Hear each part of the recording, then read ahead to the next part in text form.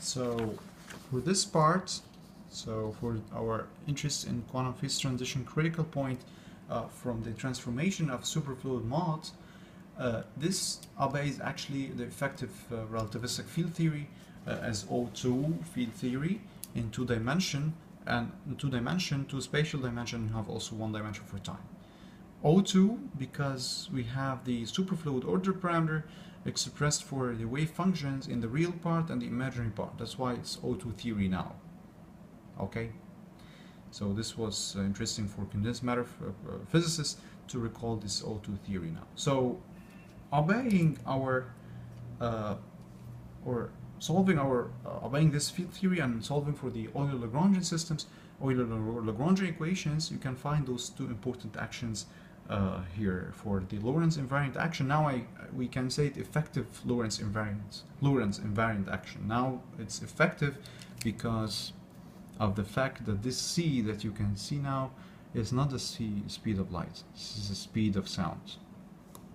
Now our phonon field for this superfluid, for this Bose-Einstein condensation field that we can have in optical lattices. So the Galilean invariant action and the Lorentz invariant actions or action have two important distinctions that we can now cover. Important distinctions that both of them can in fact include something and other can exclude something. For this Galilean invariant action, you can analyze that, and by solving the equations to get equations of motions of the system, the dynamics of the system from Euler-Lagrangian equations, and also the Crosby-Tversky, but now we can get this important scheme here. This important scheme is talking about, in fact, as we saw, we have the amplitude mode for the Higgs, and we have the phase and density mode for the Goldstone mode, the massless mode in our field theory problem. To see that the Galilean invariant only retrieving the density mode, the Goldstone mode. Okay, you can just see now that we have coupling of both the amplitude and density, and we can solve and get this equation to this scheme, as you can see here. This is exactly the Goldstone, the phonon mode that we can have, and we call it Bogoliubov mode. Okay, this Bogoliubov mode is nothing else than the Goldstone mode for our field, the superfluid field, the phonon mode. Okay, this is the first action. So let's get to the most important action now, which is obeying the Lorentz invariant action for our superfluid order parameter. Now we have two excitations, and we can see from this scheme that we can have the first excitation now. Here the rim, here this is the density mode, this is the phase mode for our superfluid, and this is the phonon mode. Okay, this is for the phonon mode. Okay, and this is by excitation you can get the Higgs. This is the amplitude mode. Now you have two excitations. Only here you have one excitation, single excitation. This is the coupling between the amplitude and density, retrieving only the density part here. For this kind of excitations, you have the coupling between both. Not the coupling means that this appearance. No, I mean that they have both the amplitude and the density. And now we see that the Lorentz invariant action can recover both the amplitude and the density oscillations in our field theory problem here. So from this we can confirm that this is the Higgs and this is the phonon, and the difference between them is the excitation. When you spontaneously break symmetry, you get this single vacuum state and a single ground state, and you try to excite it along the radial mode of the Mexican head potential to get to the Higgs field. So what's done for quantum phase transition ultra-cold atoms and optical lattices experiments, and you just modulate the lattice. You have the optical lattice, whatever lattice you have, you can modulate the intensity of the laser intensity, and you can modulate, and therefore you can modulate the Mexican head potential structure at around the quantum critical transition point. Actually, this problem has important scheme here.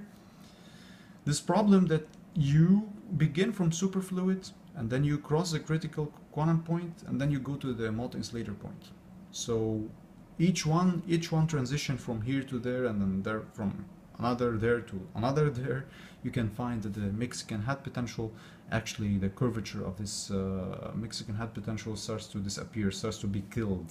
You can check this paper for Manuel Andres in 2012, the realization of the Higgs and the amplitude mode from ultra-cold atoms perspectives, and you can clearly see that the mass starts to decrease once you approach the multi-insulator transition, or the superfluid multi-insulator transition point, and we cross the multi-insulator. So this is a bad oscillation, this is the bad phase. And let me tell you what they observed. This problem, or this experiment, was very sensitive to temperature. So temperature can kill your system, and modulation also. But actually, modulation, sorry, you can get small modulation of your Mexican head potential, modulation of optical lattices, and you can find just tuning around this small modulation that you have the spectral response function. If you analyze this spectroscopically, you can find the shining light at some wavelength. Actually, you have delta E here for corresponding to the Higgs. This is the gap, and this is the mass gap for Higgs. Now we can confirm that Higgs exists, actually, as we encountered, in 2 dimension. So actually there was a paper, it was by those guys I would like to write, so I forgot to write, for this Daniel Podolsky, Asa Orbach from the Technion in Israel, and I think also Davis Arves from San Diego. You can check this paper, it was 1 year before 2012 to 11, and Daniel and Asa Orbach suggested in their condensed matter problem here that you have the Higgs in 2 dimension, and they analyze this theoretically. This is a very nice theoretical paper. I'd like to recommend you to check them out. Check it out. Here you have the difference between energy, the spectral response function, and then after some around this field, some around this frequency, you have a absorption for this spectral response function that you can have spectroscopically. And this corresponds to exactly this function. You can calculate the difference in energy, and this is again the Higgs in 2 dimension.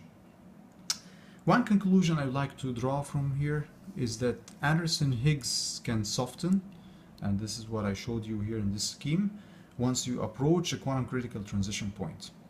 So now this is a solid quantum simulation problem that you can analyze the Higgs, or the Anderson-Higgs, now we have to say Anderson-Higgs problem, using our understanding of ultra-cold atoms and optical lattices. It was a very nice problem of quantum simulation, and there are many things that we can talk, but here related more to quantum field theory. I hope you enjoyed this video, and thank you for watching, and see you in the next time.